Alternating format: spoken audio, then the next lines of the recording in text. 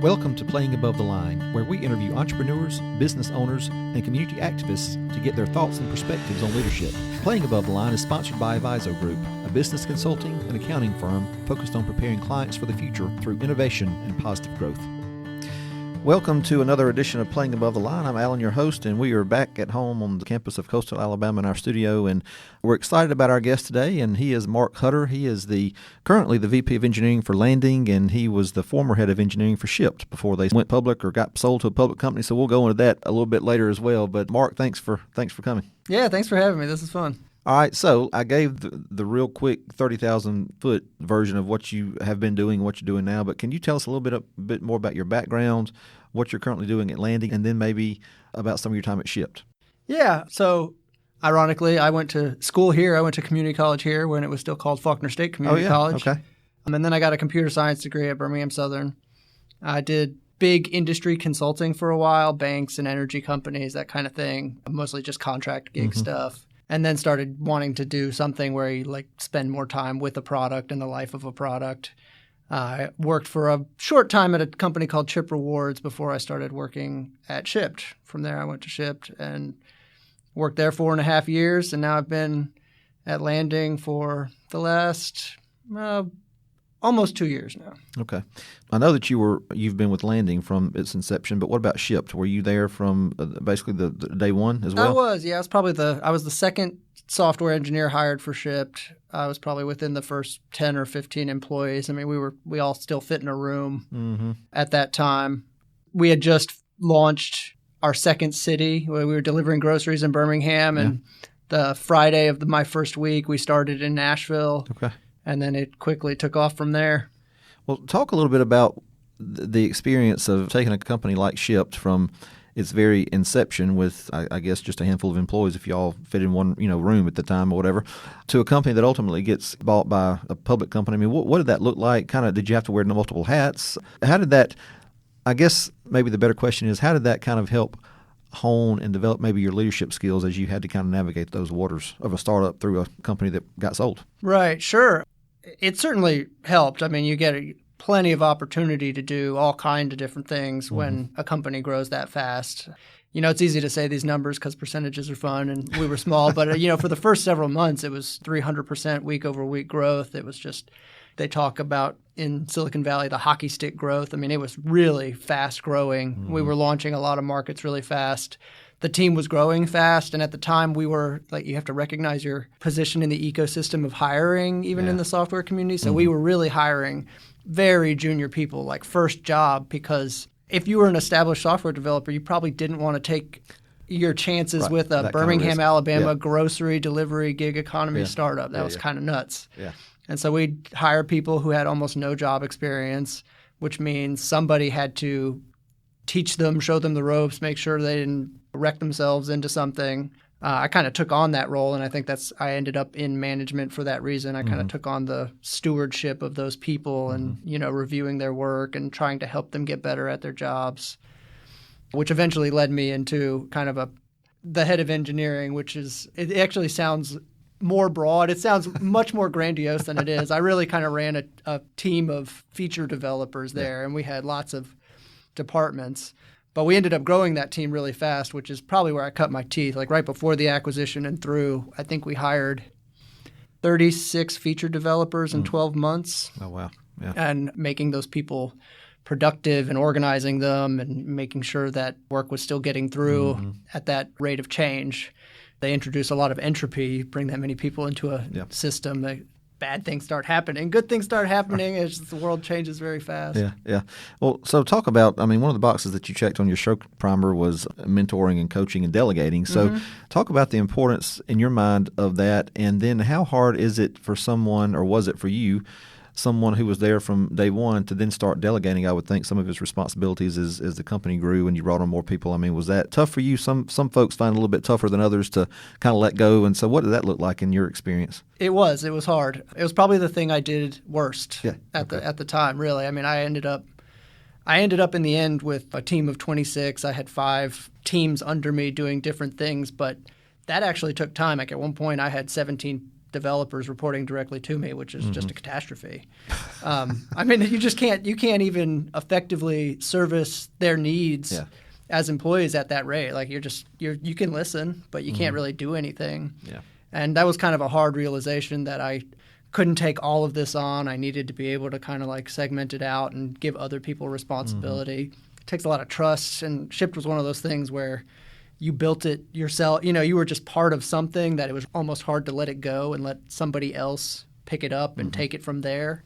So that was a big kind of learning curve. I think that's the one major thing that I've done differently from that leadership job to this leadership job was almost immediately here. I'm like delegating out things and making sure I have people in place that I can trust to go and run subdivisions of engineering themselves without my oversight, because I know it will lead to just a lot of friction, a lot of undelivered work, a lot of unhappy employees. I mean, I think everybody generally liked me, but our one-on-ones when I was at Shipt, they were like, "What can I do for you?" And I was like, "Oh, that's not how this should go, right? Like this is backwards. Something's not going right here." Yeah. Well, so let me ask you this. I mean, I think you have a unique perspective in that you're on startup number 2. So if you look back and you think of your leadership philosophy and style and maybe what your definition of leadership was even before you started at Shipt, maybe after you graduated from Birmingham Southern, and you look at that and you contrast it with what it is now after having been through a startup, an acquisition, and now another startup. I mean, has it morphed? Has it changed? Has it evolved? Has it stayed static? I mean, what do you think that looks like in your journey so far? Yeah, I think it has. I think when I started leading teams, even before Shipt, I would do kind of like team lead roles. I think I felt like you had to wear the cape, like you were the guy, you had to wear the cape, and that's very much changed now. Now I view it more like a player-coach mentality where it's like you don't have to score the points, you don't have to be the star, you don't have to come in and save the day. In fact, you shouldn't.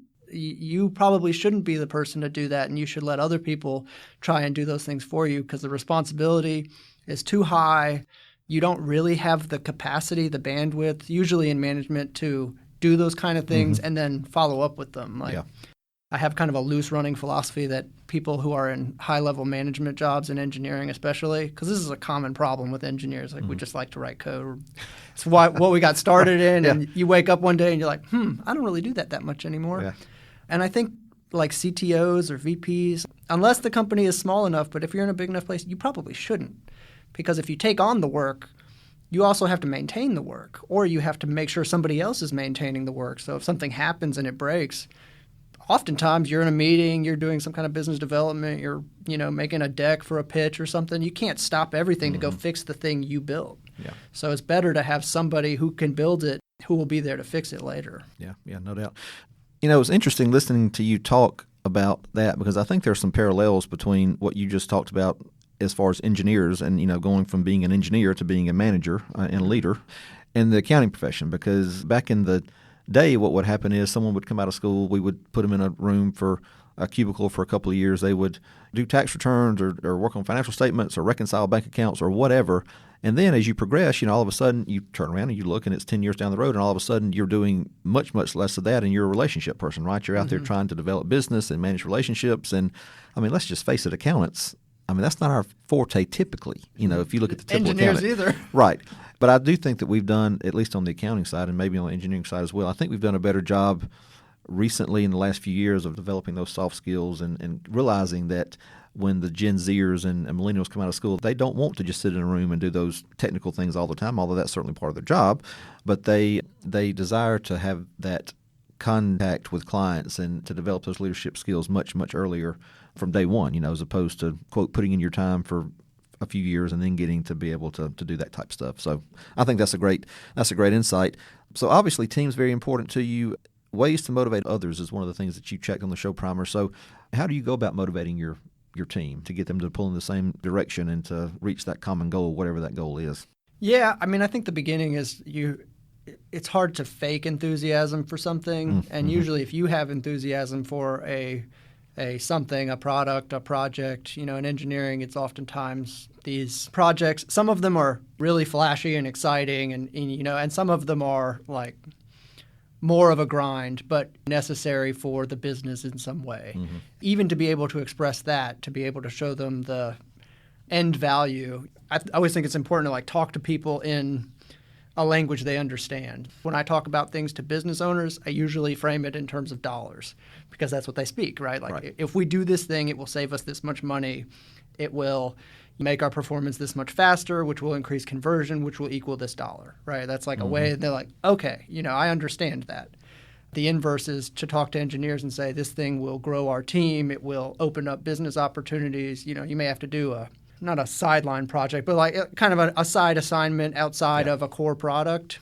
But you do it because it opens up business opportunities, and business opportunities bring revenue, and revenue means the team can grow and we can do more with things. Even though that thing maybe just gets built once to satisfy somebody, to make somebody happy, and it may never really get used or not get used a lot. And engineers like to build things that get used. They'll say, oh, I don't want to do this, but it's like, if we do this thing grows exponentially over here. So it's not the work you do here that's direct, it's the overall impact it could have on something. Yeah. And they usually get behind that. They want to see I've never met any engineer who doesn't want to succeed. Yeah, no doubt. And I think inherent in what you were talking about a lot there is communication. I mean, in my mind, and I think you would agree, communication is a huge part of motivation. And communication is one of the things that you listed as a quality that you think someone needs to be a good leader. Humility, empathy, and patience are the other three that you wrote down. I'm sure there are more. Does one of those stand out maybe above the others? Do you think they're all on the same equal playing field? What are your thoughts on those qualities? Yeah, I think they kind of play together. Communication and empathy, really, like to be able to understand who you're talking to. I just mentioned know your audience, but to understand their position and what they find important, what they find value in, and then you can communicate your point in terms of what they might find value in. That's just empathizing with what they have to deal with. Everybody has everything in software and maybe everything in the world. I try not to make everything a software, philosophical analogy, but it happens, is trade-offs, right? Yeah. Like everything you do is a series of trade-offs, especially in our industry. So to understand somebody else's pushback on is to understand their trade-offs and what they're optimizing for. And I've always believed communication, especially in our industry, is maybe the one skill to have as an engineer to succeed. If you can communicate your ideas to people, if you can communicate highly technical ideas to non-technical people in a way that they can understand, 9 times out of 10, you'll do great in this field. That's like the one thing people have the hardest time doing, but if they can master that skill, it's a game changer for your career and for even getting your own work done, right? I mean, even to get your own goals accomplished, if you can take those things and project them into the world in a way that people understand.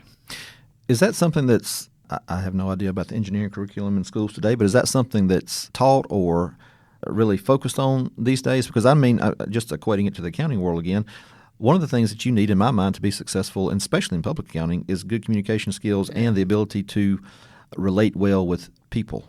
And when I was coming through, you got none of that. I mean, we had to take a speech class, but everybody that came through Stanford University had to take a speech class. So what is your experience with that? Do you think that's something that you guys do a better job at that maybe we do? When I was coming through school, it was the same thing. You had to take a speech class.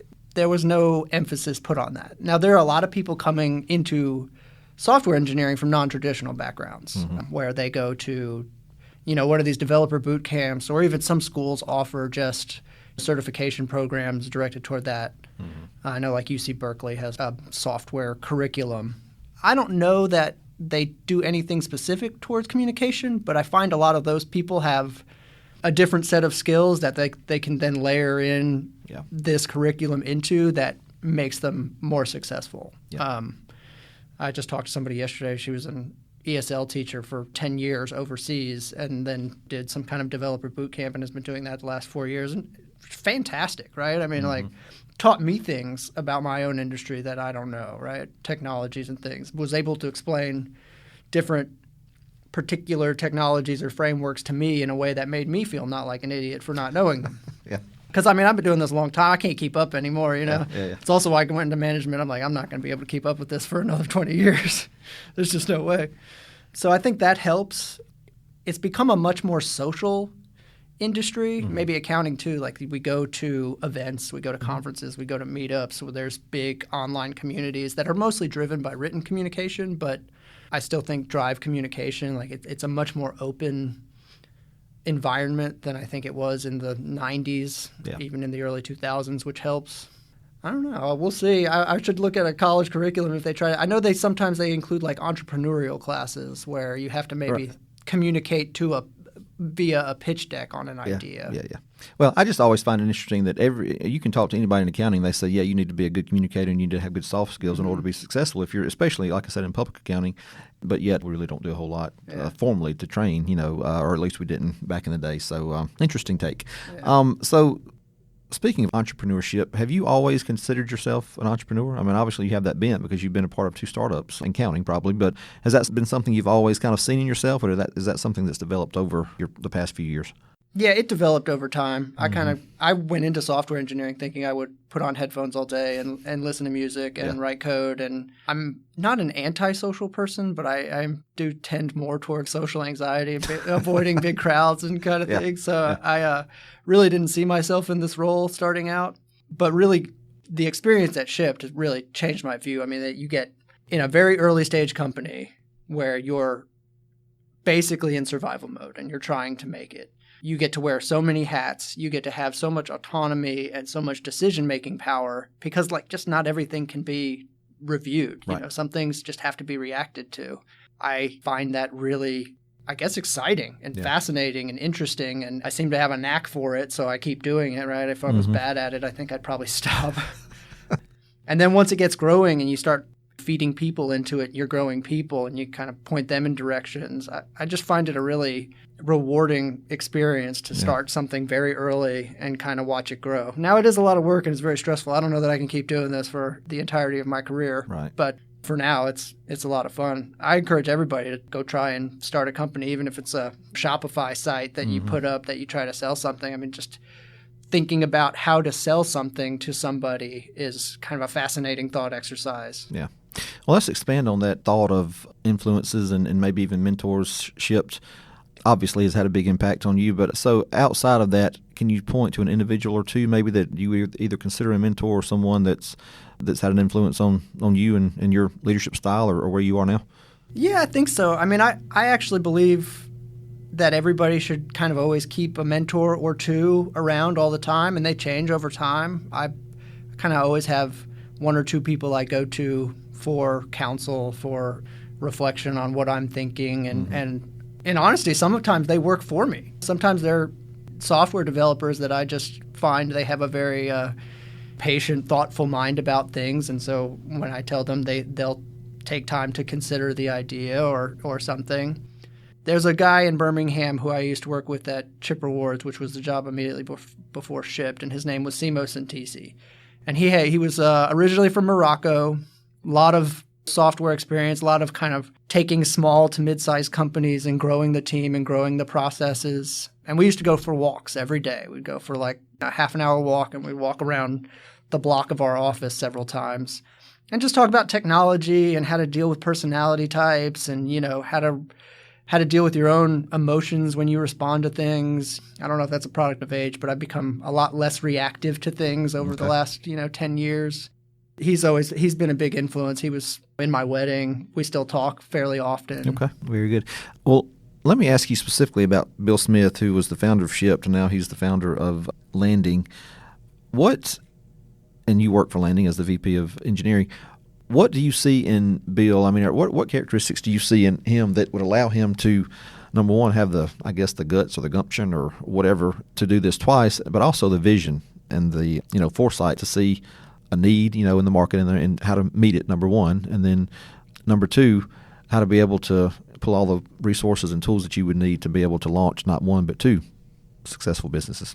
Yeah. Bill has a really fascinating, somewhat unexplainable pulse on need like that. Like he has an intuition for things that is kind of uncanny. Like even in the business, when we may encounter problems and, we'll have a lot of smart people in the room talking about what can we do. And he's like, well, why don't we just do this? And everybody's like, I'm going to go home, right? Like he just has an incredible intuition for what a business needs or what a market needs. He's also smart about it. Like Landing wasn't always called Landing, and it wasn't always what we do now. And he did the same thing with Shipt. Shipt actually started out as a very different thing where it was almost more like a Postmates, like somebody would go to your Target and pick up your things for you and bring it to your house.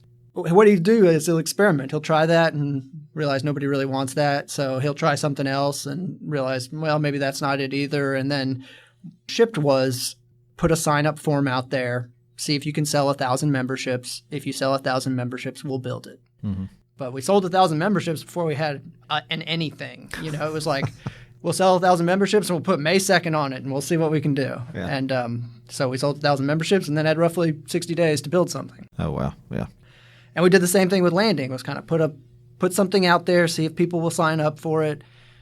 General rule for entrepreneurs, if you're starting a company, if nobody will give you money, it's not a good idea.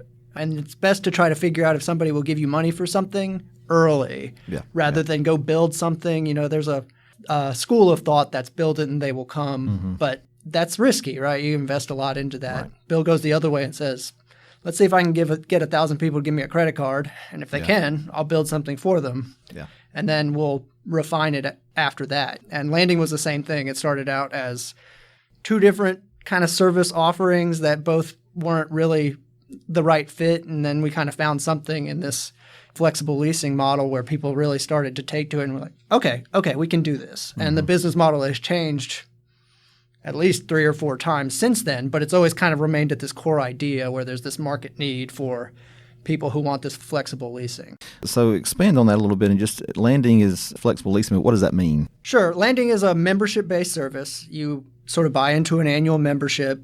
You have access to a network of furnished or unfurnished apartments. We started with just furnished apartments where we actually manufacture furniture overseas. We have an internal interior design team that designs the furniture and has it custom manufactured. And the initial offering was a turnkey solution. So you move in and the cable and the internet and the water and the utilities, everything's hooked up for you and turned on, and it's all in Landing's name. And there are towels on the racks, and there are bed sheets, and there are utensils and plates. You just show up with a suitcase and your dog or cat. Okay. And then once you're in, you can move around to all these other landings inside the network on our flexible leasing model. So you could live in San Francisco for 6 months, decide, okay, I'm going to move out and go live in New York for 6 months, and then go live in Austin, Texas for 6 months. We still offer that. We now have an unfurnished avenue of business, which is very similar without the furniture, slightly different vectors to it, but effectively the same offering. I think that explains it. Does that answer? Yeah, well, it does. And I'm just sitting here thinking that's amazing. And you mentioned intuition with Bill. I'm a firm believer that most leadership skills you can learn, hone, whatever, over a number of years. I think intuition, you either got it or you don't. You can't learn intuition, I don't think. And just the fact that you guys are involved in this market in this time when there is a pandemic. Now, I'm not saying that you guys are glad the pandemic rolled around, but I'm just saying that with the number of people that are working remotely and the number of companies that are going to remote work entirely now and not even returning people to their brick and mortar offices, talking about being at the right place at the right time. I mean, people have the freedom to travel wherever and work from wherever. And now you guys just say, hey, sign up with us. You can go live in New York, San Francisco, Houston, Dallas, wherever, Nashville, wherever you're located. Walk in, have your pots and pans ready to go and your sheets on the bed and just, bring your clothes and you're ready. It's amazing, right?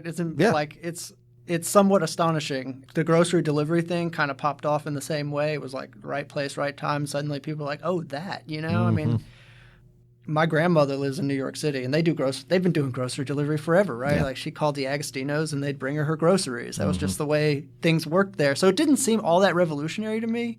But then the way it took off, especially for middle America, was just astonishing. And this is kind of the same thing. I mean, the travel thing, last year was tough, right? Yeah. Built this whole company. We're like, okay, we're going to make it, just like everybody. Luckily, people still need a place to live, so we never went to zero, right? It lulled, but it never bottomed out. And come the fall, people started looking at it. Lots of companies remote. I mean, it was just right place, right time. I think it really fueled.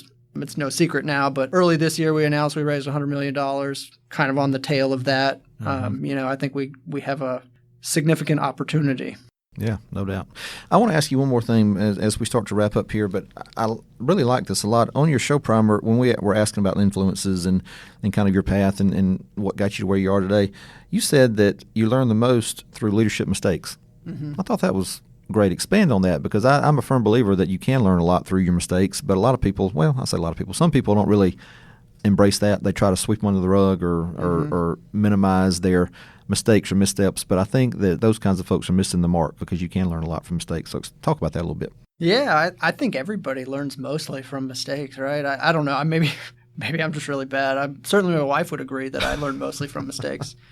But as a new leader, especially a new leader, Shipt, I ended up with a fairly substantial management organization. I just made a lot of mistakes being new at it. And I had led small teams, but mostly just from a technical oversight perspective, not really like managing humans and human beings and their emotions and their well-being and their growth and all the things that humans need. And I did a lot of things that just weren't really prudent. And some of them were kind of innocent things. Like a good example is I would always try to make things better, but I would sit with people and I'd be like, tell me what needs to be fixed. And every week or every 2 weeks, I guess, I'd sit with them, tell me what needs to be fixed. And after enough of that, what it actually did was it made everybody just focus on the really small things that were wrong, rather than like the majority of things are good, but they start really honing in on like this small thing that is really hard to change that is wrong, rather than how good the job is otherwise. And I was like, I kind of screwed that up, right? Like I really made them do that. I was like, hey, you focus on the really tiny annoying things that bug you every day and make them really big in your mind. And then we'll talk about them every 2 weeks because we can't do anything about it. That was just one of those things. Or not delegating, right? Thinking that I could save every project, or I needed to be involved in every conversation, or nobody else could take care of these people the way I could take care of these people. That was just wrong, right? I mean, other people could do it even better. That's what I found. I started doing it, and that's a bit of a blow to your pride, which kind of goes to the humility thing. But like, some people are better at this than you. Like, you have skills, other people have skills. Try to find the things that they're good at, and if they're good at, relating to people or selling software or whatever it is, let them do it instead of you. You don't always have to be the person doing the hard task. Yeah. Those are great lessons. Are you a big reader, podcast guy? Do you have, I ask because I always like to give, as we wrap up, our listeners either a resource or something that maybe has had an impact on you book-wise or podcast-wise. Do you have anything? There's a book called The Manager's Path. Okay. The Manager's Path was recommended to me when I first started leading teams. And at first I kind of didn't want to take the standard issue management advice, I guess. I was like, I'm going to do this differently. That was maybe another lesson is, these things exist because people have done this before you. And it's not totally original. Right. But The Manager's Path was an excellent book. This book is a little more on the software side, but I think it applies to a lot of avenues. It was the first book that was ever recommended to me by a lead. It's a good book even for the non-technical. It's in a series of technical books, but it's about the learning process and improving your learning process based on whether you're a novice or an intermediate or an expert. You learn at different rates. Pragmatic Thinking and Learning, Refactoring Your Wetware. Okay. It's the first time I ever realized that depending on where you are, you can't reach all people. Meaning, like, if you are an absolute expert in something, you're actually not the best person to advise the novice and the first person. There's too much there, and you can't even really construct or reconstruct your memory of what it's like to learn it from the very beginning.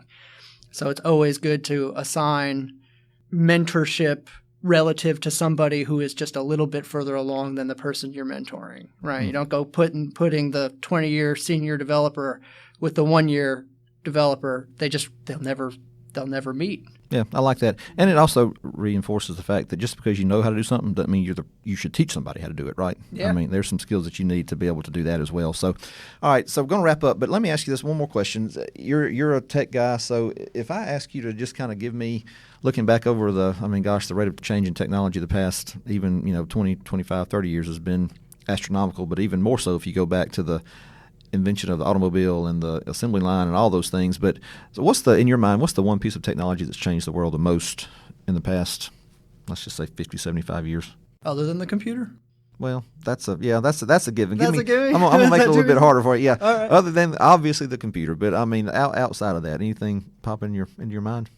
Somebody asked me this a long time ago, and I don't know that this is in the last so long, but like antiseptics. You think about what people did before antiseptics. Yeah. Or this might be in the last refrigeration. Mm-hmm. What did people do before refrigeration? I don't know if they didn't enjoy a nice cold bottle of champagne or white wine. I can I can tell you that. Or if you're a listener in the Deep South, air conditioning. There you go. Yeah, all those are good. Yeah, the computer was a big one, but all those things you just mentioned, I would venture to say, are right up there at the top of the list. So, Mark, thanks so much. This has been great. Your insight has been refreshing, and I appreciate what you guys do. And if people want to learn more about landing and what's going on there, we can go to HelloLanding.com. HelloLanding.com. Great. Thanks, Mark. Thank you. We hope you enjoyed today's episode, and if you did, be sure to rate, review, and subscribe on iTunes and Spotify. It definitely helps us in the ratings, and it also makes it easier for other folks to find the podcast. And as always, a big thank you to producer and editor Carrie Wolf. Playing Above the Line is sponsored by Aviso Group. If you want to know more about who we are and what we do, you can visit our website at avisogroup.com. That's AVIZO group.com. You can also check us out on Instagram, Twitter, and Facebook. Thanks for listening.